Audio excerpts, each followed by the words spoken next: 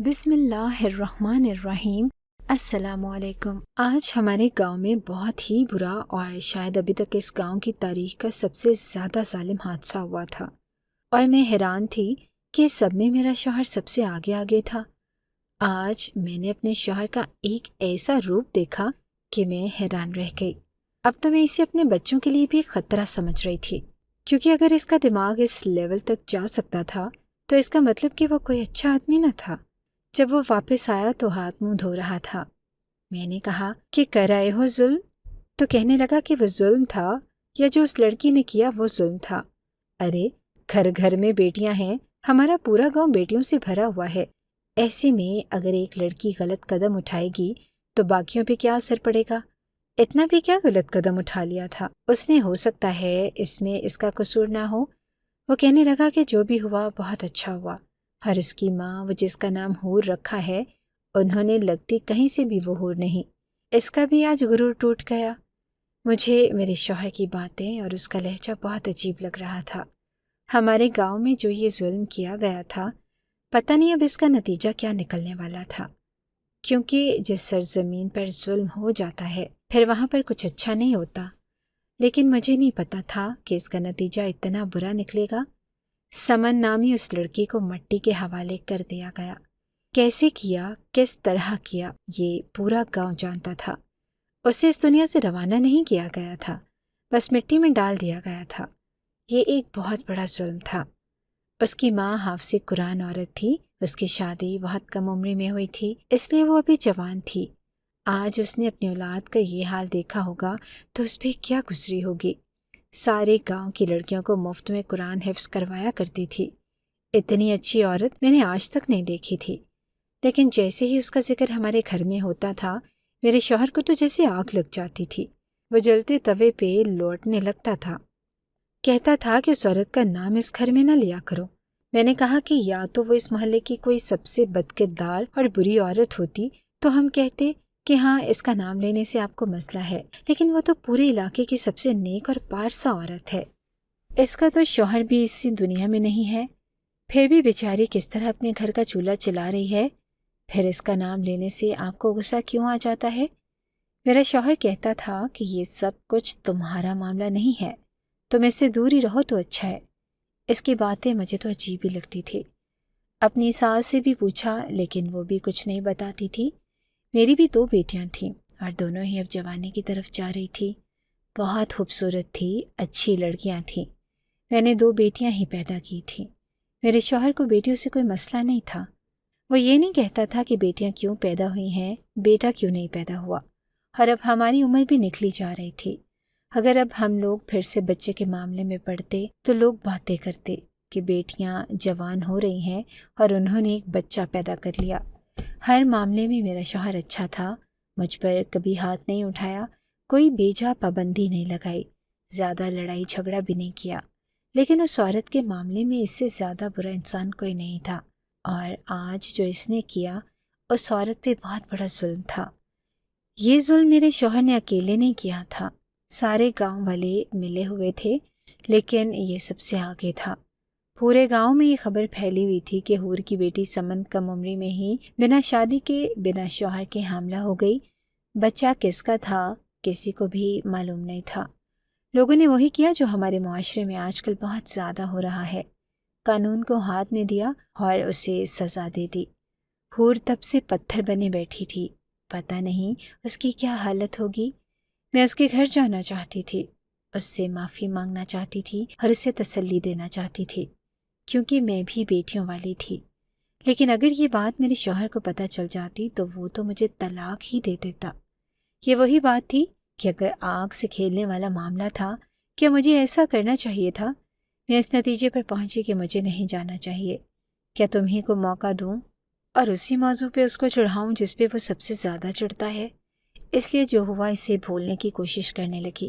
پورے گاؤں کا ہی ماحول پھر سے پہلے جیسا ہو گیا، کسی کو کوئی پرواہ ہی نہیں تھی۔ ابھی بھی حور کے گھر لڑکیاں قرآن حفظ کر رہی تھی، بہت سی لڑکیوں کا قرآن حفظ ہونا باقی تھا۔ پتہ نہیں وہ کب سے دوبارہ یہ سب کروانے کے قابل ہوتی، کیونکہ اگر میں اس کی جگہ ہوتی تو میں تو شاید ہمیشہ کے لیے ہی پاگل ہو جاتی۔ کہتے ہیں کہ اللہ کسی کو اس کی ہمت سے زیادہ دکھ اور تکلیف نہیں دیتا۔ میں کہتی ہوں کہ اتنی ہمت ہونی ہی نہیں چاہیے انسان میں کہ اتنا بڑا حادثہ برداشت کر جائے۔ میرے اندر تو اتنی ہمت نہیں تھی۔ یہ سب کچھ اسی طرح چل رہا تھا جب تقریباً 15 دن کے بعد حور نے پھر سے ساری جوان لڑکیوں کو قرآن پاک پڑھانے کا کام شروع کر دیا۔ لیکن پتہ چلا کہ بہت سارے گھر اب اس کے گھر اپنی بیٹیاں بھیجنا چھوڑ چکے ہیں۔ انہوں نے کہا کہ اپنی بیٹی کی اچھی تربیت نہیں کر سکی تو ہماری بیٹیوں کی کیا کرے گی؟ ہاں، جب کسی کی ذات کے ساتھ اس طرح کا حادثہ جڑ جائے تو پھر اس کے گھر لوگ اپنی بیٹیوں کو کیوں بھیجیں گے؟ مجھے لگا کہ کچھ لوگوں نے منع کیا ہوگا۔ ہمارے گھر سے تو بیٹیاں پہلے بھی جاتی تھیں، لیکن اب مجھے میری بیٹی نے آ کر بتایا کہ سب لوگوں نے اس سے اپنی بیٹیوں کو ہٹا لیا ہے، اور آج صبح ہی بابا بھی کہہ رہے تھے کہ اب تم لوگوں نے بھی نہیں جانا۔ میں نے کہا کہ تم لوگ نہیں جاؤ گی تو جو بیچ میں کام چھوڑا ہے وہ پورا کیسے ہوگا؟ وہی بات ہوئی، شام تک میرے شوہر نے حکم جاری کر دیا کہ پہلے کی بات اور تھی۔ مجھے لگا تھا کہ مفت میں قرآن حفظ کروا رہی ہے تو خیر ہے، بچیاں کر لیں، اور بھی تو لوگ جاتے ہیں وہاں پہ، لیکن اب کوئی نہیں جاتا تو میری بیٹیاں بھی نہیں جائیں گی۔ میں نے کہا کہ یہ کیا دوگلاپن ہے؟ تو کہنے لگا کہ یہ جو بھی ہے میرا حکم ہے۔ وہ لڑکیوں سے پیسے تو نہیں لیتی تھی، لیکن پھر بھی یہاں پر جو اچھے اچھے گھر تھے وہ اسے کچھ نہ کچھ دے دلا دیتے تھے۔ میں بھی کبھی کوئی نہ کوئی چیز بھیج دیتی تھی، لیکن اب پتہ نہیں وہ اپنا گھر کیسے چلاتی تھی۔ اکیلی جان تھی، لیکن پھر بھی پیسہ تو ہر انسان کی ضرورت ہے، اور ایسی ضرورت ہے کہ جس سے انکار بھی نہیں کیا جا سکتا۔ پھر بھی جب انسان اپنی زندگی میں مصروف ہوتا ہے تو دوسرے کے بارے میں تھوڑا بہت سوچ لے، یہی کافی ہوتا ہے۔ اس کے بعد اسے اپنی ذمہ داری اور کام نہ تو کچھ سوچنے دیتے ہیں اور نہ ہی کچھ کرنے دیتے ہیں۔ ہم سب کے ساتھ بھی یہی ہوا۔ ہم اپنی اپنی زندگی میں مصروف ہو گئے، اور اس بات کو تقریباً 2 مہینے گزر جائیں جب ایک دن میرا شوہر گھر آیا تو کانوں کو ہاتھ لگا رہا تھا۔ کہنے لگا کہ توبہ توبہ، اس گاؤں میں یہ کیا ہو رہا ہے؟ یہ گاؤں تو اب رہنے کے قابل ہی نہیں رہا۔ اگر ہمارا اپنا گھر نہ ہوتا تو ہم بھی یہاں سے چلے جاتے، اور اب اس گھر کو کس طرح سے بیچیں گے؟ یہاں تو کوئی گاہک بھی نہیں لگتا۔ گاؤں میں گھر کون بناتا ہے؟ آج کل اگر کوئی فیکٹری والا لے لے تو اچھی قیمت میں مل جائے گی، لیکن اس طرح کی گاہک بڑی قسمت سے ملتے ہیں۔ میں نے کہا کہ ایسا بھی کیا ہو گیا کہ آپ گھر بیچنے کی باتیں کر رہے ہیں؟ میں اپنے شوہر کے لیے ٹھنڈا پانی لے کر آئی۔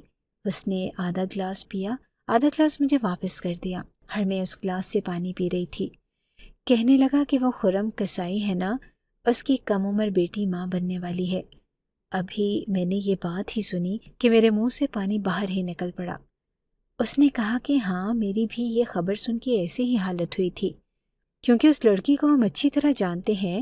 وہ لڑکی بہت ہی زیادہ خوبصورت بھی تھی، لیکن نیک اور با پردہ بھی تھی، اور وہ تو شرعی پردہ کرتی تھی۔ وہ ایسی لڑکیوں میں سے تھی جو شرعی پردہ کرتی ہیں، اور ایسی لڑکیاں ہمارے گاؤں میں بہت کم تھیں، کیونکہ شرعی پردہ کرنا کوئی آسان کام تو نہیں ہے، اور اگر اس کے بارے میں ایسی خبر اڑی تھی تو اس کا مطلب کہ یہ بہت ہی عجیب بات تھی۔ میں نے کہا کہ آپ کو غلط فہمی ہوئی ہوگی، ہو سکتا ہے کہ اس کی شادی ہو گئی ہو اور ان لوگوں نے بتایا نہ ہو، کیونکہ وہ لوگ کچھ ایسے ہی ہیں کہ اپنی باتیں زیادہ لوگوں کو بتاتے نہیں ہیں۔ وہ کہنے لگا کہ نہیں، اس کی کہاں شادی ہوگی، وہ بھی تو ہماری بیٹیوں کی عمر کی ہے، اتنی بھی کم عمری میں کون کسی کی شادی کرواتا ہے؟ آج کل گاؤں میں ایسی رواج کہاں رہ گئے ہیں، سب کو پتہ ہے اس بات کا۔ اس نے خود اپنی ماں کو یہ بات بتائی ہے۔ وہ تو شرم سے پانی پانی ہو گیا، سر پکڑ کے بیٹھے ہیں۔ لڑکی بار بار یہی کہہ رہی ہے اور خود اپنی زبان سے کہہ رہی ہے۔ اس کے گھر والوں کی حالت کیا ہوگی جن کو ایسی بیٹی ملی کہ جس نے ایک تو پہلے منہ کالا کیا اور پھر اپنی زبان سے اعتراف بھی کیا کہ ہاں، میں نے یہ سب کچھ کیا ہے۔ میں نے کہا کہ اب کیا ہوگا؟ کہ اس لڑکی کے ساتھ بھی وہی سب ہوگا جو حور کی بیٹی کے ساتھ ہوا تھا؟ تو میرا شوہر کہنے لگا کہ مجھے نہیں لگتا، وہ لوگ جوائنٹ فیملی میں رہتے ہیں، اس کا باپ کسائی ہے۔ یاد ہے ایک دفعہ اس کے باپ کے ساتھ کسی نے جھگڑا کیا تھا، اور گوشت کی دکان پر ہی جھگڑا ہوا تھا۔ اس کے باپ نے کیا کیا تھا؟ میں نے کہا کہ ہاں، مجھے یاد ہے، اس نے بہت واویلا کیا تھا، اس آدمی کو بہت نقصان پہنچایا تھا، اور اس لڑکی کا صرف باپ ہی تگڑا نہیں بلکہ چاچو بھی، دادا بھی ہیں۔ اس لیے ہمیں نہیں لگتا کہ ان کے خلاف کوئی اس طرح کی بات کرے گا۔ لیکن دیکھو یہ معاشرہ کس طرف جا رہا ہے۔ میں دل میں سوچنے لگی کہ ہاں، اس کا جو باپ ہے، چاچو ہے، بھائی ہے، وہ لوگ کسائی ہیں، جان میں ہیں، مضبوط لوگ ہیں۔ زیادہ پیسے بے شک نہ ہوں ان کے پاس، لیکن طاقتور لوگ ہیں۔ وہ اسی لیے ان کی بیٹی نے بھی تو وہی گناہ کیا، پر اس کے ساتھ کوئی کچھ نہیں کہے گا، نہ کرے گا۔ لیکن حور کی بیٹی جو یتیم تھی، اس کے آگے پیچھے نہ باپ تھا نہ بھائی تھا۔ اس سے اگر کوئی غلطی ہو گئی تو اس کے ساتھ اس گاؤں نے کیا کیا؟ اسے ظلم نہیں کہتے تو اور کیا کہتے ہیں؟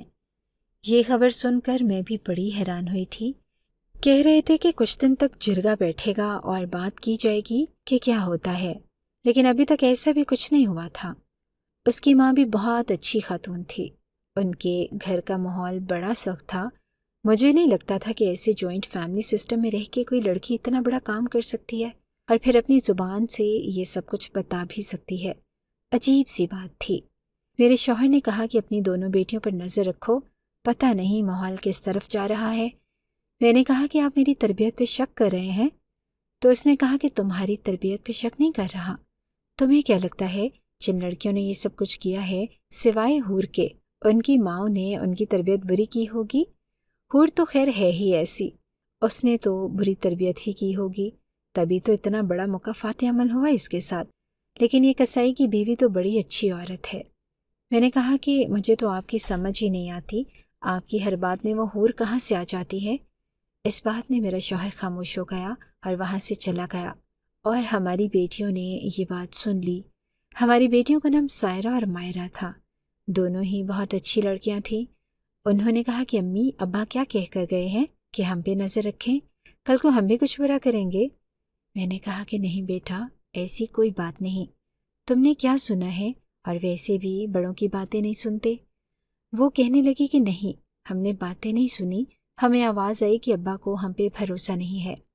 ابا نے سمن کے ساتھ بالکل اچھا نہیں کیا، ہمیں رات کو برے برے خواب آتے ہیں، ہمیں ایسے لگتا ہے کہ اب ہمارے ساتھ بھی ایسا کریں گے۔ میری بیٹی نے ایسا کہا تو میں نے اسے گلے سے لگا لیا، اور میں نے کہا کہ کیا ہو گیا بیٹا، کیوں ڈرتی ہو؟ تمہارا باپ ہے، تمہارے ساتھ ایسا کیوں کرے گا؟ وہ کہنے لگے کہ اماں، بیٹیاں تو سب کی سانجھی ہوتی ہیں نا، بابا کو ذرا بھی خیال نہیں آیا کہ سمن کا باپ اس دنیا میں نہیں ہے، تھوڑا سا احساس ہی کر لیتے۔ میں نے اپنی بیٹیوں کو ان کے باپ کے خلاف نہیں کرنا تھا۔ میں نے کہا کہ دیکھو بیٹا، جو کچھ ہوا اس سے بھول جاؤ، کبھی کبھی ایسے ہوتا ہے، اور اگر تمہارے بابا نے یہ سب کچھ کروانے میں مدد کی ہے تو ہو سکتا ہے اس کے پیچھے کوئی بہت بڑی وجہ ہو جو ہمیں بھی نہ پتہ ہو۔ مردوں کی باتیں مرد عورتوں سے نہیں کرتے۔ ہمارا بیٹیوں والا گھر ہے اور آپ دونوں کی ذمہ داری مجھ پہ ہے، کل کو اگر کچھ بھی ہوا تو بات مجھ پہ آئے گی۔ اس لیے وہ کہہ رہے تھے تم لوگ پریشان نہیں ہو، چلو جاؤ اپنے کمرے میں ناشتہ لے کر آتی ہوں۔ میری بیٹیاں بڑی ہو رہی تھیں، جوان ہو رہی تھیں، ظاہر ہے ان کے دل میں بھی بات آئی تھی، اور یہ جو کچھ بھی ہمارے گاؤں میں ہوا تھا کوئی چھوٹا حادثہ نہیں تھا۔ لیکن 15 دن گزرے تو میں نے اپنی بیٹی سائرہ کو کچھ عجیب سی حرکت کرتے ہوئے دیکھا۔ میں نے کہا کہ کھانا کھا لو تو کہنے لگی کہ مجھے بھوک نہیں، مجھے الٹی آ رہی ہے۔ میں نے کہا کہ کیا مسئلہ ہے، کیوں الٹی آ رہی ہے، کیا کھایا تھا تم نے؟ تو کہنے لگی کہ عجیب سا دل ہو رہا ہے میرا۔ تھوڑی دیر کے بعد محلے میں ایک آدمی آیا جو کچے آم بیچ رہا تھا، کیونکہ گرمیاں شروع ہونے لگی تھی۔ اس نے آواز لگائی، انبیاں لے لو، انبیاں۔ تو کہنے لگی کہ امی، مجھے انبیاں لے دو نا۔ میں نے کہا کہ کیوں، ابھی تو تم کہہ رہی تھی کہ تمہیں الٹی آ رہی ہے، اب تم کہہ رہی ہو کہ کچا آم کھانا ہے۔ تو کہنے لگی کہ کچا آم کھانے کا دل کر رہا ہے، سوچ کے منہ میں پانی آ رہا ہے۔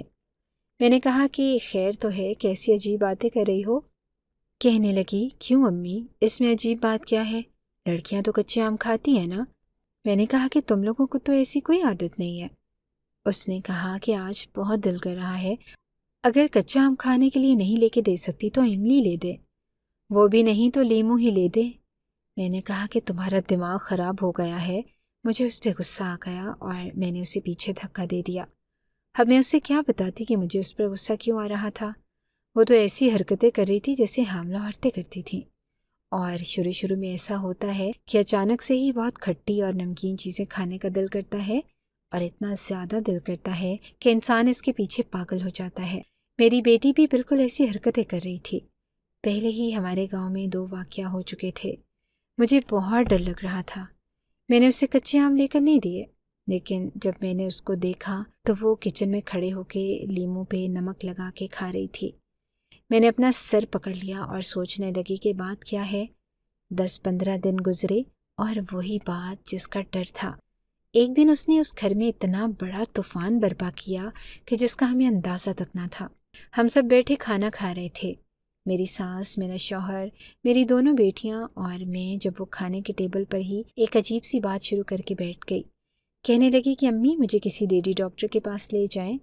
جب اس نے ایسی بات کی میں نے تبھی اسے عجیب نظروں سے دیکھا اور کہا کہ کیسی باتیں کر رہی ہو؟ تو اس کی دادی نے کہا کہ کیوں، کیا ہوا تجھے؟ تو کہنے لگی کہ لگتا ہے میں ماں بننے والی ہوں۔ اس نے ایسی بات کیا کی میرے شوہر نے اس کے منہ پہ تھپڑ دے مارا، لیکن میری بیٹی کی آنکھوں میں کوئی بھی ندامت نہ تھی۔ اس نے منہ پر ہاتھ رکھا اور وہاں سے چلی گئی۔ میرا شوہر چلانے لگا کہ یہ کیا کہہ رہی ہے، کیا کہہ رہی ہے تمہاری بیٹی، کیسے کہہ رہی ہے یہ سب کچھ، یہ کس قسم کا مذاق ہے، کس حد تک چلی گئی ہے یہ سکھاتی رہتی ہو تم ان کو؟ میں نے کہا کہ میں کیوں سکھاؤں گی؟ میری ساس بھی ساتھ مل گئی، انہوں نے کہا کہ اس کی تربیت ہے، اس نے سب کچھ کیا ہے۔ وہ لوگ سمجھے کہ مذاق ہے، لیکن اگلے دن میری بیٹی خود ہی ڈاکٹر کے پاس چلی گئی اور ٹیسٹ کروا کر آ گئی۔ اس نے میرے سامنے رپورٹ رکھی اور کہا کہ میں ماں بننے والی ہوں۔ میں یہ بات سن کے حیران رہ گئی، میری آنکھوں میں آنسو آ گئے۔ میں نے بھی اس کے منہ پہ تھپڑ دے مارا اور کہا کہ کیسی باتیں کر رہی ہو تم، کس کے ساتھ مکالمہ کیا ہے تم نے، پتہ ہے تمہاری بات کا مطلب کیا ہے؟ اس نے کہا کہ مجھے پتہ ہے میری بات کا کیا مطلب ہے، اب بابا کو بھی یہ بات بتا دیجیے گا اور ان سے پوچھے گا کہ مجھے کون سی سزا دیں گے، وہی سزا جو انہوں نے سمن کو دی تھی یا کوئی اس سے بھی بری سزا۔ اتنا کہہ کر وہ وہاں سے چلی گئی۔ جس طرح سے میری بیٹی نے یہ بات کی تھی اور جو کام کیا تھا، اس کے بعد مجھے ایسا لگنے لگا جیسے ہمارے سامنے ماں کا فاتحہ لا کے کھڑا ہو گیا۔ اچانک سے میری بیٹی کا اس طرح کی حرکت کرنا، بات کرنا، یوں ہمارے سامنے کھڑے ہو جانا، یہ سب کچھ نارمل نہیں تھا۔ میں اسے گاؤں کی لیڈی ڈاکٹر کے پاس لے گئی۔ گاؤں میں ایک ہی لیڈی ڈاکٹر تھی۔ اس نے جب چیک اپ کیا تو اس نے بھی یہ بات بتا دی اور کہا کہ ہاں آپ کی بیٹی ماں بننے والی تھی، اور اس کے بعد وہ وہاں سے اٹھ کے چلی گئی۔ میرے قدموں کے نیچے سے زمین نکل گئی۔ میں نے وہیں پر اپنی بیٹی کو پوچھنا شروع کر دیا کہ یہ سب کچھ کیا ہے، کس نے کیا ہے، بتا بتا، مگر وہ کچھ بھی نہیں بتا رہی تھی۔ اس نے کہا کہ آپ بس بابا سے یہ پوچھو کہ ہمیں کون سی سزا دیں گے۔ میرے شوہر نے کوئی سزا دینی تھی یا نہیں دینی تھی، لیکن میری سزا شاید شروع ہو گئی تھی، کیونکہ جب گھر آ کر میں نے یہ بات اپنے شوہر کو بتائی تو اس نے واویلا شروع کر دیا، الٹی باتیں کرنے لگا اور کہنے لگا کہ تیری بیٹیاں ہیں، تو نے ان کی تربیت اچھی نہیں کی۔ اس بات کو ہم چھپانا چاہتے تھے۔ لیڈی ڈاکٹر سے کہا کہ آپ کوئی مدد کریں، تو اس نے کہا کہ میں اس طرح کے کام نہیں کرتی۔ میں نے اسے کہا کہ جتنے چاہے پیسے لے لو۔ اس نے کہا کہ جی پیسوں پہ بھی نہیں کرتی۔ اچانک سے اسے کیا ہو گیا تھا؟ وہ تو اتنی اچھی خاتون نہیں تھی، وہ تو پیسے لے کے اس طرح کے کام کرتی تھی۔ اس نے گاؤں میں 2-3 کیس کیے تھے، لیکن اب وہ صاف مکر رہی تھی، اور بلکہ وہ تو ہماری بات بھی نہیں سن رہی تھی۔ 10 دن گزرے کہ دوسری بیٹی نے بھی اسی طرح کی حرکتیں کرنی شروع کر دی۔ جب اسے ڈاکٹر کے پاس لے کر گئی تو اس نے کہا کہ یہ بھی ماں بننے والی ہے۔ میری اس ٹائم کیا حالت تھی یہ میں بتا ہی نہیں سکتی۔ مجھے ایسے لگ رہا تھا کہ جیسے مجھ پر میری قیامت آ گئی ہے، اور میرا شوہر جو پہلی بیٹی کے معاملے پر بہت زیادہ غصے میں تھا، اب اس کی بھی زبان بند ہو گئی تھی۔ ایسا لگتا تھا کہ وہ آدمی ہی نہیں ہے جس کو ہم جانتے ہیں۔ اچانک سے ایسا لگتا تھا کہ جیسے اس کی کمر جھک گئی ہے، ٹوٹ گئی ہے، اس کے پاس اب کچھ بھی نہیں ہے۔ ہم سب لوگ بہت زیادہ پریشان تھے، جب ایک دن نہ جانے میرے دل میں کیا خیال آیا اور میں نے کہا کہ مجھے حور کے پاس جانا چاہیے، کیونکہ اب اس کا اور میرا دل ایک جیسا ہو گیا تھا۔ پہلے تو مجھے اس کے پاس جانے کا خیال آیا تھا، لیکن میں گئی نہ تھی۔ اب میں اس کے پاس چلی گئی۔ جب میں نے اس کو دیکھا تو حیران رہ گئی۔ وہ ہمارے گاؤں کی سب سے خوبصورت خاتون تھی، لیکن ابھی اس کی شکل پہچانی نہیں جا رہی تھی۔ ہم نے اس کا حال برا کر دیا تھا۔ میں نے اسے یہ سب کچھ بتایا تو وہ چپ ہو گئی۔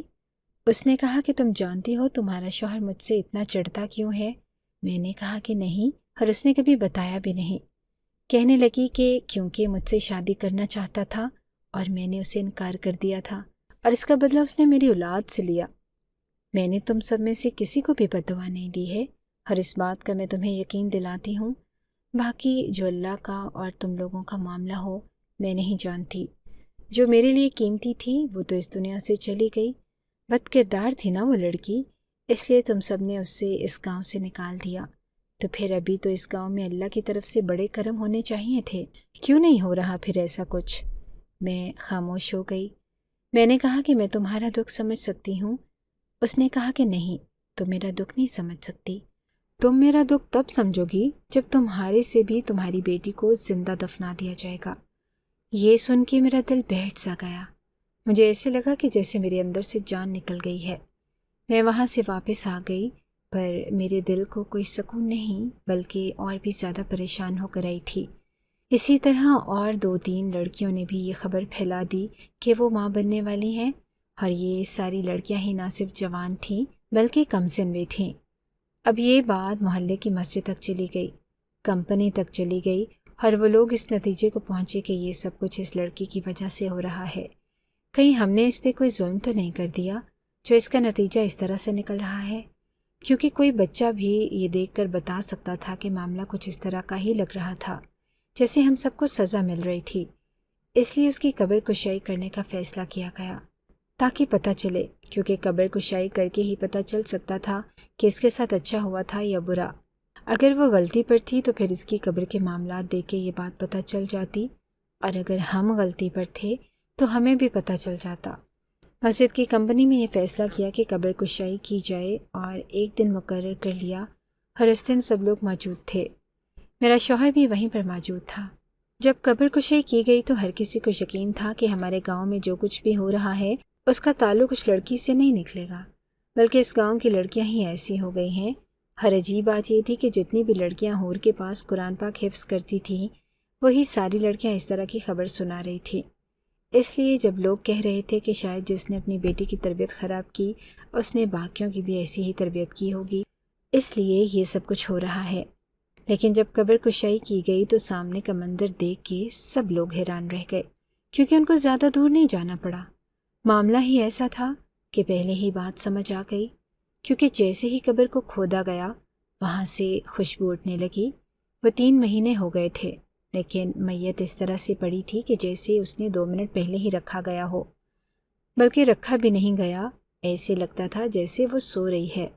سب لوگ حیران رہ گئے، اور سب سے پہلے میرے شوہر کے قدموں کے نیچے سے زمین نکل گئی۔ اس سے پتہ چل گیا تھا کہ اس نے بہت بڑا گناہ کیا تھا اور اب اسے سزا ملنے والی تھی۔ وہ بچوں کی طرح رونے لگا، زمین پہ گر گیا، سجدے میں گر گیا، ناک رگڑنے لگا۔ معاف کر دو مجھے بیٹی، معاف کر دو۔ میں تو تمہارے باپ جیسا تھا۔ اگر تمہاری ماں سے شادی ہوئی ہوتی تو شاید تم میری بیٹی ہوتی، اور میں نے تمہارے ساتھ کیا کیا؟ وہ وہاں سے الٹے قدم بھاگا اور جا کے ان سے بھی معافی مانگ لی۔